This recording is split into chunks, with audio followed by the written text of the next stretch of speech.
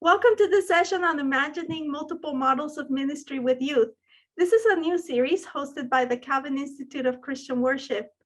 I am Dr. Elizabeth Tamez Méndez, Executive Director of New Generation 3, a longtime collaborator with the CICW. Today, Reverend Marcos Canales is joining us for conversation in this next video in the series. Marcos, thank you for being our guest today. We're so happy to have you here. Thank you for having me. I love to participate and just learn together. Thank you so much, Marcos. You have been such a wonderful collaborator with the CICW, and we really enjoyed the written pieces that we were able to produce. And so, as you know, then the CICW has continued the work on gathering insights around this theme. And we want to come together and learn about community worship practices in different contexts, especially those that encourage intergenerational worship spaces and relationships. So in today's conversation, we want to focus on practices that include and empower youth. Marcos, would you please share with us a bit about your context, your work? We're really eager to get to know more about it. I know you wear several hats in different places. Yeah, thank you. Thank you for having me, and happy to share and contribute to the series. Yes, I'm one of the pastors in the pastoral team for La Fuente Ministries. We're bilingual, Spanish and English congregation here in the city of Pasadena in California. We are part of the Nazarene denomination, Church of the Nazarene, and La Fuente Ministries is committed to intercultural and intergenerational relationships in our own bilingual reality.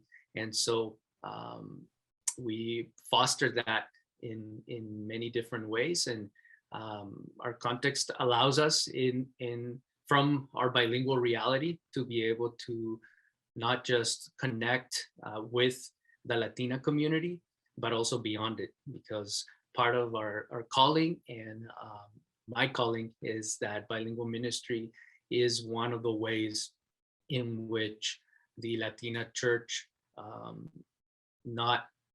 does not only serve the Latina community, but it goes beyond it. And bilingualism is a reality within our households, but also in multiple interracial, intercultural marriages as well, and relationships. And so we have a lot more families that are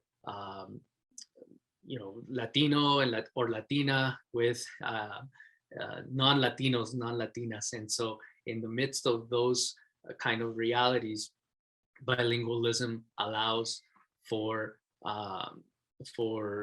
each member of the body of Christ to continue to be who they are, and yet at the same time create space for one another in the waiting of one another's language, hearing, understanding of how we talk about God and how we relate to neighbor. And so out of that, we believe that the Latina church is not called just to the Latina community, but beyond it and across generations. And so that is why our commitment is to intercultural life, intergenerational relationships, and bilingual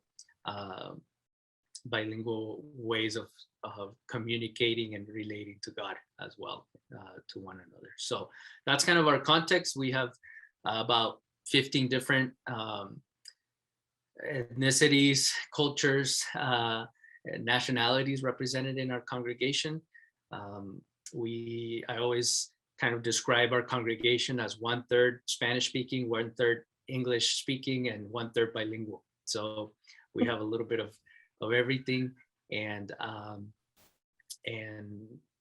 that's the call that we have, and that's kind of also what allows us to live out, whether you want to call it beloved community or kinship or kingdom principles or la familia de Dios. That's our one of our core commitments in being church together. Thank you, Marcos, for sharing with us how your context is flourishing and what is going on, and the reality that demographics are shifting in the United States, and we are going to continue to see more and more of different makeups in the families. And do you have any of your members who also speak indigenous languages from the Central and South American? At this time, we don't. You We don't? don't. Okay, okay. Mhm. I know there's But a lot of, that's a reality. yes, yes, I know there's several pockets in California. And I did also want you to share with us, I know there's other spaces that inform your work. You collaborate with different educational institutions, and you're also constantly publishing. So I don't know if you want to share with us a little bit about that other work that you do before we start the conversation related to the church. Sure. Thank you. Yeah, I mean, I've collaborated in different research projects with Fuller Youth Institute. I've also worked at the Centro Latino, the Center for the Hispanic Church, and a community at Fuller Theological Seminary. And with Doctora Alexia Salvatierra, we did some research on Latinx millennials and theological education. Yeah, I am we working with Robert Char Romero in a book on Bartolomé de las Casas, Scripture and Social Justice. And yeah, just do different little projects like that. And I love Latina theology. I love liberation theology. I love interdisciplinary work. I love the Bible. So all of those are always in conversation as to how I allow the text to read me and not just me reading the text, right? For the sake of the community, I need the text to read me and us in whatever we're experiencing. So yeah, those are just different ways that I like to engage. I grew up in Latin America. I'm a missionary kid, pastor's kid of Peruvian missionaries with the Church of the Nazarene. I was born in Costa Rica, so I'm, Costa Ruvian, and it's a mixture of all that. And I've lived throughout Latin America, in Paraguay, Ecuador, Costa Rica, and in Paraguay, and done my most of my adult life here in the States. So yeah, I'm just, in terms of publishing, it's kind of one of the things that I like to do, and it springs out of curiosity, but also commitment to the identity and agency of the church, of the Latina church, in its context for the community. So it's an ongoing process in that sense of always learning and being stretched. Thank you, Marcos, for sharing about that, because I think that's part of the makeup and ethos of our community, right? As pastors and ministers within the Latino church, that we are in different ways involved in different areas and spheres, and trying to inform the community, continue to expand education, and at the same time doing the day-to-day work in the church. And so that, I think that helps other people to kind of see what the context looks like for us, because one day you're teaching a seminary class, another day you're writing and producing materials, and then another day you're at the church guiding the congregation. And so I know that today you're going to share with us more about how your congregation has been able to interweave all these aspects of learning, of growing, and then working together within intergenerationally. And because we want to let our viewers know that that is the frame for our conversations in this series, we have chosen 5 values to shape this project on corporate worship and models of ministry with youth. And these values center around youth agency, spaces for theological questions, the role of the family, sparking intergenerational relationships, and designing multiple pathways for ministry with youth. And Marcos, I know that your congregation at La Fuente Ministries has been very unique in the way that you nurture these intergenerational relationships. So if you want to start telling us about how the work unfolds there. Sure, yeah. I think it's a core value for us, and we want to both honor, right, the older generations, and at the same time honor the younger generations, right? Often within the Latina church, we've replicated, unfortunately, the dysfunctional patterns of our family life. And so we're very aware of the weightiness of what honor means, right, in our culture and in other cultures, because we're not just only Latino, right? But we use it so that it can reorient, and so that we can have different experiences of honoring, not in the sense of honor versus shame, right? Which always tends to pull that way, right? Whether we're shaming our family or not, whether we're shaming the adults or not, but we're trying to reframe honoring in the sense of mutuality, right? In the sense of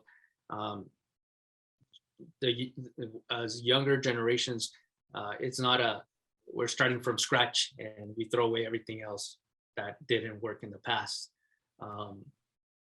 And then the older generation is not just like, oh, these young people, and complaining about how they don't behave like them, right? The honoring is a mutuality that is modeled, I think, in the sense of familia, but in the sense of health of relationships, in the sense of well-being of relationships. And I know that, the question is like, who determines well-being? Who determines health? Like, what does that mean? What does that look like?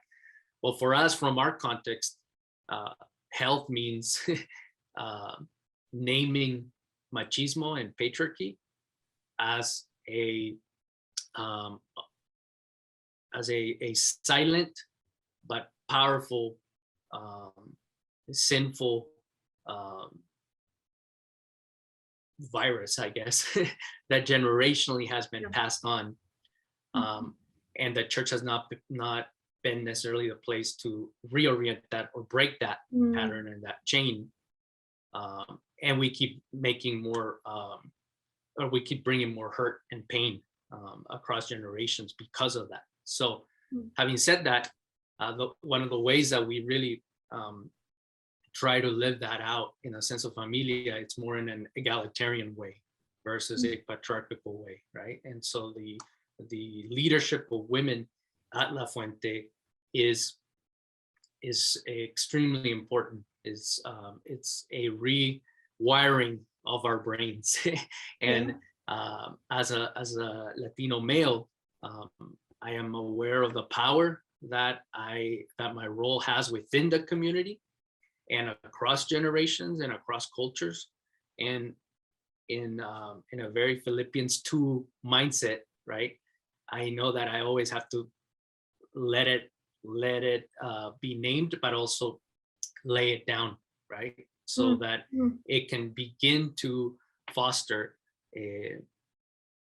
the real familia de Dios, right? Which is not in competition and not in submission and not in complementarianism, but in actual collaboration, in equal collaboration at the feet of Jesus, right? And so young people pick up on that really quickly. And I remember a high schooler from our congregation who, in high school, he became part of the fire department's kind of youth academy, right? And it was really fascinating how he was able to process during that summer that he was in the fireman youth academy. He was able to notice, it's like, they taught me a lot about leadership, but what was really interesting is that the whole summer there were no women talking about leadership, and there were no women, there were no firefighter women, right? Women firefighters that were there. And he, this is a 16-year-old. He's like, but that was really weird, because at church we always see men and women serving and leading, and it was really interesting to not see it there. And I was like, what's happening? Why are there no more women here, right? So the rewiring of that, and of seeing the world and our relationships that's one concrete way in which I can say that's healthy, that's well-being, right? Yeah. Um, Yeah. yeah. That's very important, because I think, like you're pointing out, how do we continue in our congregations, in our leadership, in our worship practices, to bring this healing, right? The healing. I think that was a key word that I picked up from what your ministry is trying to do, to recognize that all cultures, all societies, we have been informed, infiltrated, shaped by values that are not congruent with what the Bible and what Jesus is showing us about how we relate to one another, the intergenerational, the leadership, the gender issues. We see it all the time, right? Like with past participants, we've been talking about the influence of individualism and capitalism. And so all these things come and infiltrate. And I think it's part of our healing in the church that hopefully continues to happen through our worship practices, through our leadership, through fomenting these intergenerational relationships that then create in at La Fuente Ministries a good breeding ground, where then young people can say, hold on, why am I seeing this healthy model at church, but then I'm going outside and they can spot it right away, right? He noticed right away. It's like, hold on, there's something missing here. This just doesn't feel right. And that's part of what I've always shared with people about my ministry journey, that is like, oh, it was not until much later in my ministry, when I started connecting with bigger institutions, that somebody pointed out to me that it was an issue that a woman in leadership was there. It's like, oh, what? Like, I grew up in a Latina church where everybody does everything. Women have positions of, and so it was really interesting then to start to even do this reverse learning, right? And so I think when youth can have that healthy place, because we've been hearing more about, unfortunately, the reverse, right? Where we're seeing other models, and then they're coming to the church and they're saying, this doesn't feel right. So it's great to hear about ministries that are doing this ministry of reconciliation and healing, and showing new models to the different generations of what healthy relationships look like. Right. Yeah, and so I think that's key, what you just mentioned. It's beautiful, right? Because we often have seen the reverse, and I think that's a huge issue, right? It's very disorienting when you walk into the church and you see something that is not being is not being honoring of what's actually happening, right? So, for example, in the Latina context, in the Latina church context, it's quite hypocritical to deny leadership to women when women are carrying the leadership and the pastoral role of the whole community. And younger generations can pick that up immediately, right? And when there's that dissonance, then there's suspicion. And when there's suspicion, there's distance. And when there's distance, then they're like, I don't need this. This is not what the Bible, or what Jesus, or how this really is healthy, right? That's when you have authoritarianism, and that's when you have, narcissistic leaders that feel threatened by that. But those are actually spaces of questioning that create growth for both generations, right? Because the older generations need to stop and be like, oh yeah, why did we think that? Why did we just think that only men could do that, right? And the younger generation, we have these legacies. Why are we continuing with them, right? It gives us the space to question. So for the sorry. Yeah, no, go ahead. So for the older generations, for the pulpit carries a lot of symbolism. The preaching moment in Evangelica Latina context, that is one of the the important moments of a worship gathering. So for us to be bilingual, we don't do headsets, we don't do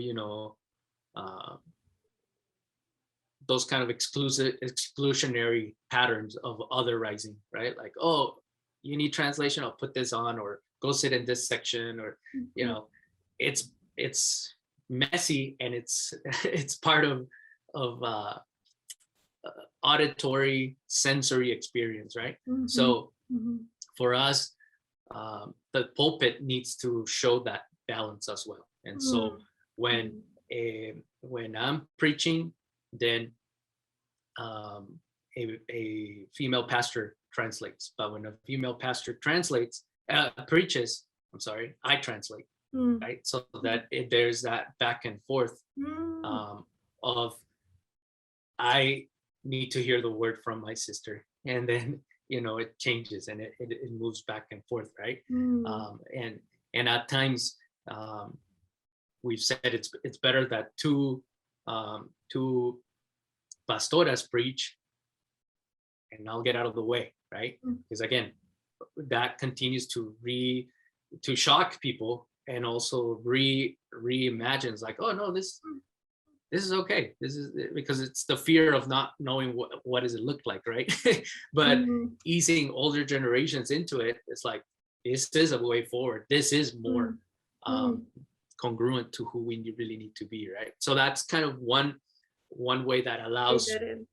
Yeah, and I think older you pointed generations. out two very important concepts. One is honoring that sense of knowing that this space is for all of us, and some will have some needs, some preferences that are different than others, but how do we honor each other, right? And know that this is not a place for secluding one or the other. I hear a lot of the younger leaders who almost feel like, well, it's got to be one-sided, right? It's got to be what appeals to us, and you want us here, so we try to remind them constantly, well, it's an honoring of each other, right? And then the other concept you mentioned, which I wanted to highlight, is that gradual aspects, right, to where people can start getting used to things, and the messiness too of saying, well, let's try this, and maybe it doesn't work, and then we try something else, right? Or we try this and it works, Right. but it doesn't work in a very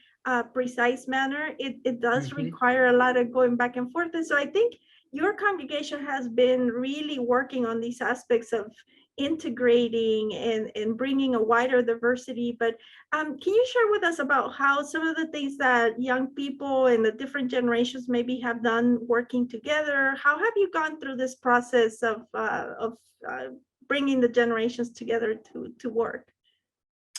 Yeah, I think I think part of it is, our pastoral team was a good reflection kind of the generations present in our congregation, and so that also allowed us to plan and dream and imagine in ways that reflected, not just generations, but also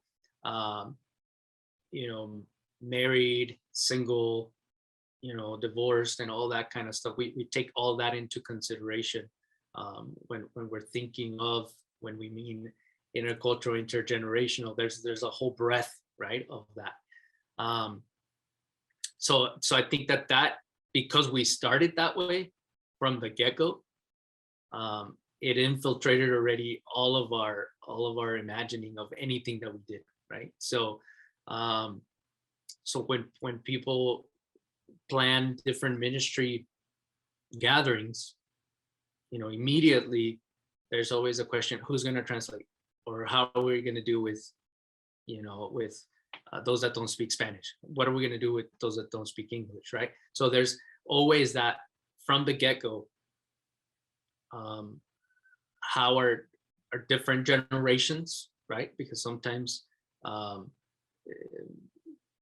younger generations are bilingual and sometimes they're not, and so sometimes they feel more comfortable with one or the other. And so that bilingualism allows for people to feel comfortable to engage and collaborate, whether it be in a meal, whether it be praying together, whether it be worshiping together, singing together, or just having conversations, or just really engaging in that. I remember one of our matriarchs, who unfortunately passed away this year due to COVID. She would always remind us, and she was one of the founders of La Fuente, and she was a visionary, and her husband, she's Armenian American who was trilingual, and he is Argentinian, and so she would always say we need a different kind of Latina community that can break the mold, right? And this 70-year-old would always remind us, if it wasn't for La Fuente, I would not hang out with any of these people. Right. because I would just be comfortable hanging out with my generation. Yeah. But she said, but if it wasn't for this space, I wouldn't get to find out what TikTok is like, you know, and she did some TikTok videos with some of our youth, right?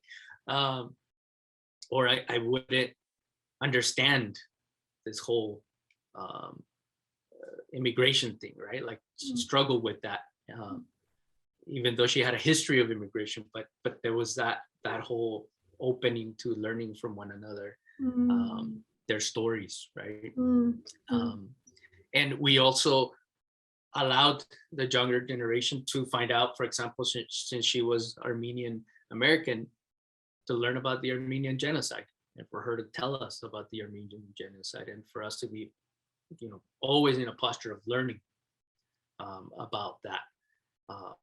And so there's I think that's why I think honor for us is mutuality, right? Versus a top down, which is hard sometimes because honoring is a very loaded word, right? The way that we express it to the community is one of our purposes as La Fuente is to grow in a sense of familia, continue to grow in a sense of familia, of belongingness, of really truly modeling, you know, healthy relationships that foster our growth versus put us down, right? So I think naturally people are always thinking of who else can I partner with to collaborate to do this kind of ministry, this kind of initiative. But it's never like, oh, we need young people. It's more like, oh, I need David, right? Because it's more of that organic way of fostering relationships to the point where it's like it's a name, it's not tokenism. Right. And in both ways, right? It's like, well, we need an older person to kind of you know, make this happen. It's like, oh, who else can, oh, this person's really gifted at this, let's invite to collaborate, you know, to do this kind of thing. And you pointed that out, that it's so important that it's both ways, right? And in that perhaps at the beginning it may feel a little bit odd if this is not the way your congregation or your worship practices have included, but the more people have these spaces, like you mentioned this example of her being able to then be involved with other people and see what it is that is happening out there, understanding their questions, their desires, what life looks like day to day for them, that would not, and that's something that we always share, that really in this society in the United States, we're getting more and more to that situation where it's generational islands. It's so people who are retired only spend time with people who are retired, the people who are young only spend time with people who are young, and then we're missing this calling into passing the baton of faith from one generation to the other, and being able to honor each other and knowing precisely that we're walking together, not because then that checks the boxes or the marks, but because we're this family, and that's part of what any kind of book that we can read about a healthy organizational culture always points that out, that when a group is able to label itself as familia, as family, that's when you know that people really value each other and are thinking of each other in that manner, and not in so much of a transactional space, right? So I think you were mentioning some examples of the ways your congregation has been able to practice this, and you, before we started recording, you even mentioned about the younger ones being able to serve in worship spaces, like serving the communion and so on. Could you please tell us about that and how you got, what is it that is happening and how did you get to that, and what has been the reaction from the community about that? Sure, yeah. We take very seriously Jesus' words of, to theirs is the kingdom, right? To theirs belongs the kingdom, right? Don't stop children from coming, right, to me. And I think that our theology of children's ministries and of child development has been very limited and has often turned into just babysitting, and has turned into just, what do we do with them? As if children and youth were a nuisance. So they're just like, how do we either entertain them, occupy them, or them not disturb us, right? And because our understanding of church is so adult centric, there's not a lot of space for wonder, for a play, right? There isn't. And so in our context, because we meet in a space that allows us to do that, right? It's a large enough space. There's no pews, it's chairs, so you can organize it and arrange it however you want. There's a kids corner, so even as the service is going on, you could hear kids play, and I always remind people, because it's a formational piece, right? Whenever we hear babies crying, laughing, or yelling, it's a good sign, because it's a sign of life, right? And the reverence is not a well-behaved child. The reverence is in the awe and in the wonderment that God would entrust us with another young life to be God's community, to shape their imaginations of the God that they're going to follow. That's a huge responsibility. So we celebrate those births, and at the same time, I remind people this is a huge responsibility, right? So if we start telling them to be quiet, to behaving well, we're missing out on an opportunity to model as a community wonder and awe that the God of life would entrust us with another life, to partner with children's parents to walk this together, this call to our baptismal identity as all children of God, right? So that's kind of like the theological foundation for why we do what we do, right? Yeah. For us, the table is that sacrament that reorients us every time, right? Is the table of grace, the table of abundance, and the table of a politics of neighboring that really mobilizes our discipleship. So our children or our youth are the ones, this is pre-COVID, right? Now we've changed a little bit, but pre-COVID, they were the ones that always held the bread and the cup, and people would have to come up and gather the elements from them. Because in kneeling down, some of us had to kneel down because they were really little, right? And picked it, but we would have to and most adults would look at them in the eyes, and for the adults to honor them and just say, thank you, mija, we love you, oh, you're so cute, or thank you, right? Or you are doing such a great job, or thank you for doing this, right? They felt a sense of, I am seen, I am not annoying, I am not a well-being, I actually have a role, and the whole community is participating, right? So that was key. And we even had one of our youth who is in the spectrum of autism. That's one of his roles.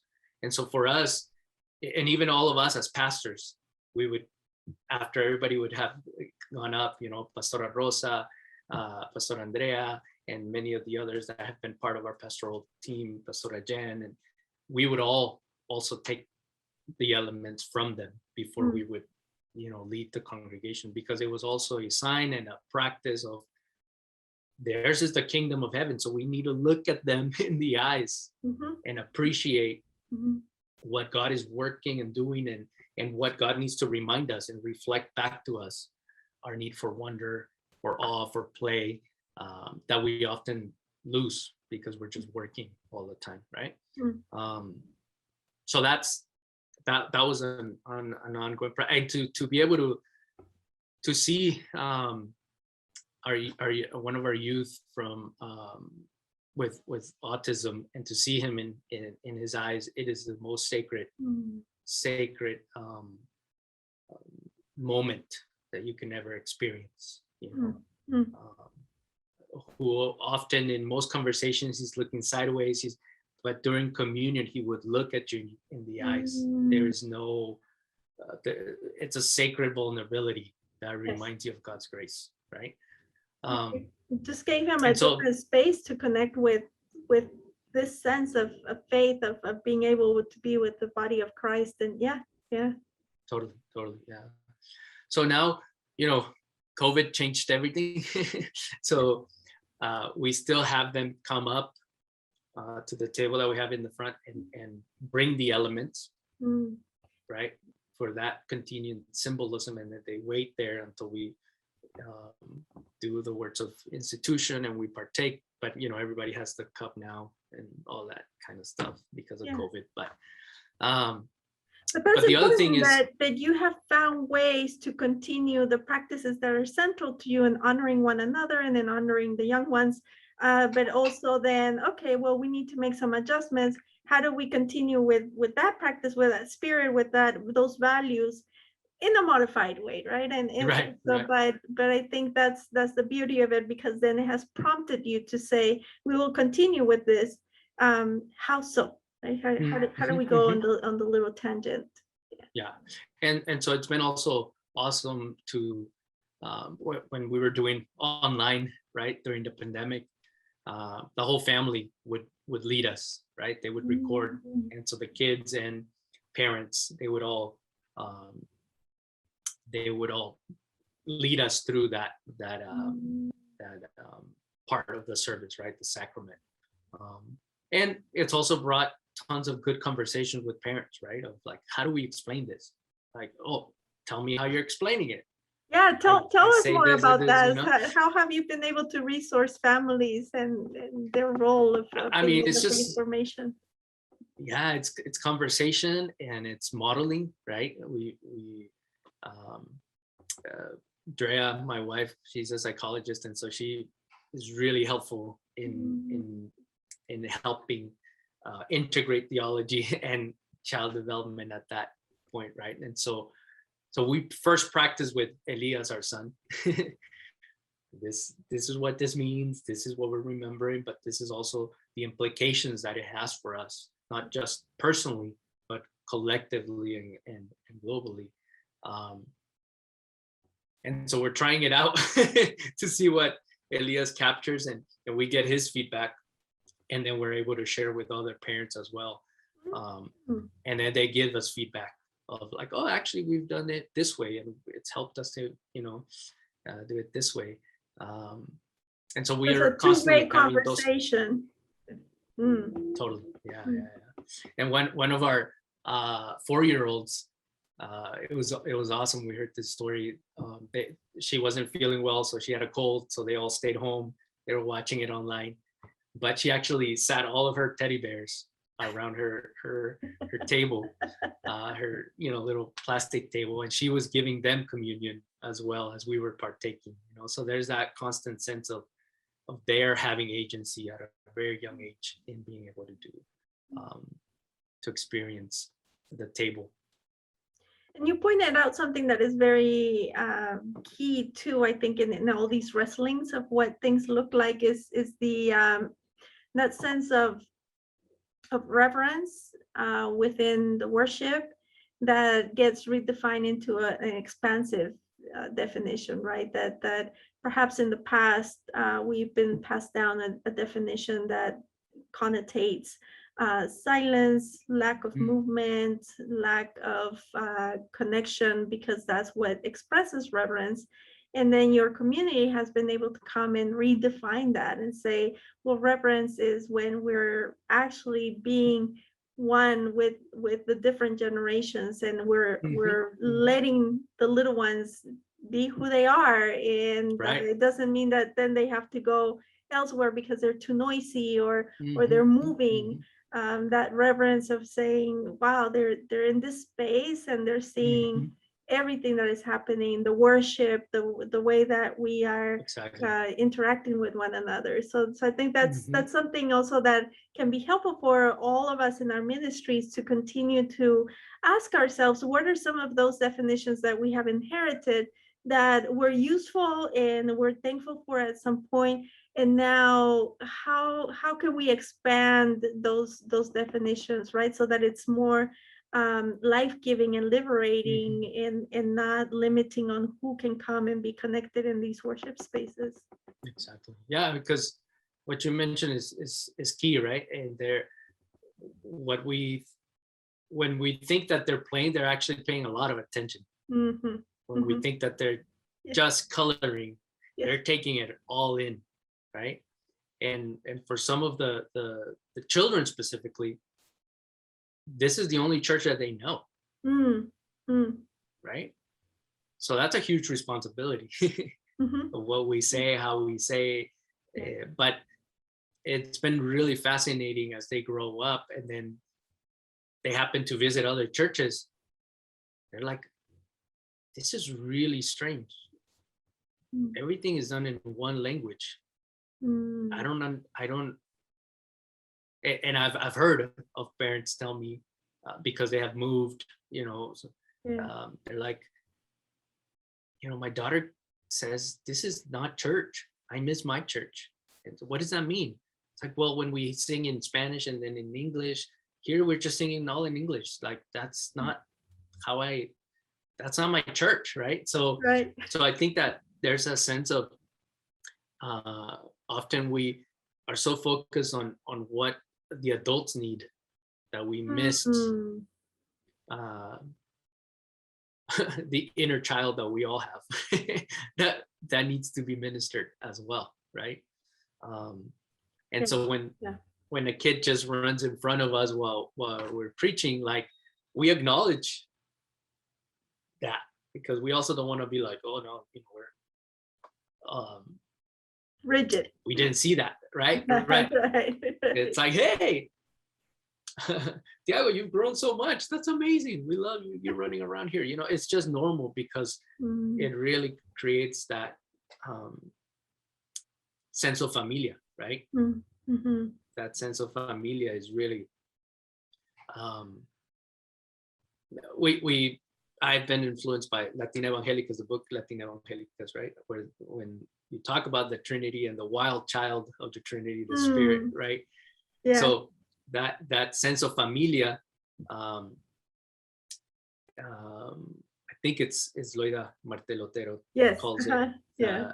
the familia is the reconstituted familia, a reconstituted sense of familia, right? Of a reorienting and reformation of the sense of familia, in which there's mutuality, in which there's space for one another, in which father is father, son is son, spirit is spirit, and there's union, there's a communion in that, but there's no loss of distinctiveness, right? And that really is the theological force that moves us to then understand familia in a much healthier way. And like you're pointing out, giving these healthy models, right? Because we also know that that's a reality in life. Not all families are healthy. And so even defining ourselves as a familia or as a family, that may not carry a good connotation for everyone, or a sense of feeling welcome, right? And so it's also that space where then the congregation and the community comes and helps, again, reclaim, heal, what the design that God had for us as family, as being interconnected. And so these spaces where young people are getting to see these examples, as flawed as they may be, because we're human, they're getting to see something different from what they may be getting out there, that is not showing what God had designed for us. And so so we're so thankful for that experience and that example that your congregation is leading. Thank you. Yeah, and I also want to make sure that it's not all roses, and it's not like really easy. There's also moments of tension, right? That I have to acknowledge that make it. And how have you dealt with that? Can you share with us? Well, sure. I can give concrete examples. I think these past 4 years with the previous administration were really tough, right? And younger generations wanted addressing the injustices and the rhetoric and the nationalism, Christian nationalism. Wanted that addressed, right? And so they're really thankful that we did, right? Older generations. How did you create those spaces for theological questioning? Well, there's preaching was one way. We had to address it. We couldn't stay silent. So, and modeling it as well, participating in different protests and prayer vigils that were connected to George Floyd, but also to local killings of African American and Latino young men and women here in our own community, right? Being vocal about that, being visible and present in those spaces, which younger generations appreciated and were able to, okay, I'm not crazy for thinking certain things, right? Like to walk that line of this is where scripture addresses these injustices, right? Racial injustice, the othering, the violence, corruption, etc. I mean, there's so much, right? And the hard part is now that there's a new administration, most older generation, and when I say older generations, I should be very specific because we have older generations that are very open to these conversations, but some that have been formed in Latina Evangelica Spanish-speaking first generation churches prior to La Fuente. The separation of church and state needs to be kept, right? And so there's always that pushback of you're getting too political, you're getting too much into these waters, right? So part of the intergenerational commitment is we're all being stretched, right? And so the older, the first generation is getting stretched into how the gospel does have something to say to our current reality and politics. To the younger generation is because the gospel has something to say about our current reality and politics and protest and pandemic. Don't forget that your own attending to your own spirituality and to your own devotional life and belonging to a community of faith is as crucial to navigate all those times, right? So just because Jesus does address that is not a permission giving to move away from community. Yeah. It actually needs to bring you closer to community so that your own devotional life and your own relationship with God is nurtured in the power of the Spirit, so that you are able to do the work that you're being called if you're an activist, etc. And for the other generation is like, give to God what's God and Caesar what is Caesar is not a separation of church and state.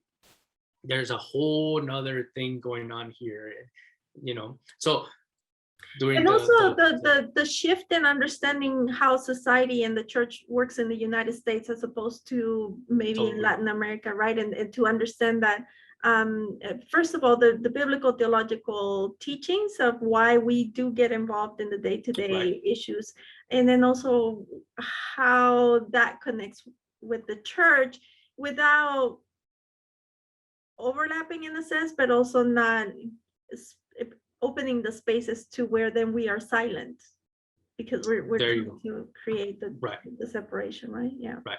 Mm-hmm. So we're not silent because the church has been silent for too long, right? And at the same time, we are silent in listening to both and to the multiple generations because they're all being stretched, and we were stretched. You know, pastoral leadership was stretched this whole pandemic year, right? Yeah. So recognizing that we're all in parallel processes of being stretched and made uncomfortable and disrupted and disoriented actually creates common ground, right? And actually helps us to be able to honor one another in the sense of mutuality, and in the sense of if we're going to move forward, right, we're going to listen. We're also going to push back when it's needed, and we're going to reorient, and we're going to be patient. And then there's times when we're just not the church for different people, right? And we also recognize our limitations in that we're not trying to to be a church for everyone. And I think you pointed something that is very important, right? As we continue with our leadership and exploring these ways and having our imagination open to multiple models of ministry, to have that in mind that we will be uncomfortable. It will stretch us, and some are going to be okay with some things, others are not.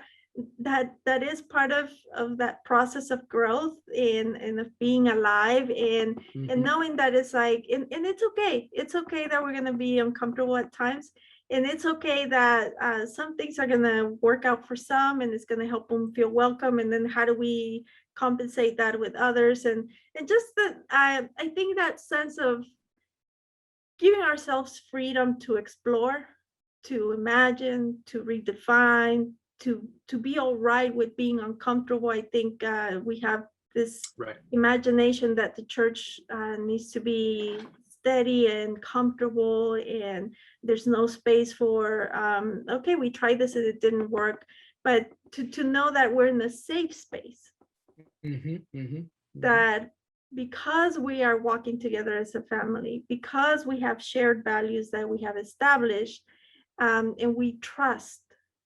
I think that's like the big reason. We trust each other. We know that we're trying to do the best for one another, and there will be times when it's going to work, and there's going to be times when it's not going to work, and then we'll try again. Right. Yeah. And so thank you so much, Marcos, because you have really created this engaging conversation that has given us an insight into how things are taking place in your congregation, the values that you're really trying to nurture there, and how you have been able to create the space where even for the younger and the older generations, they see the difference with what is going outside, and they're being able to contrast. So thank you so much for being with us today.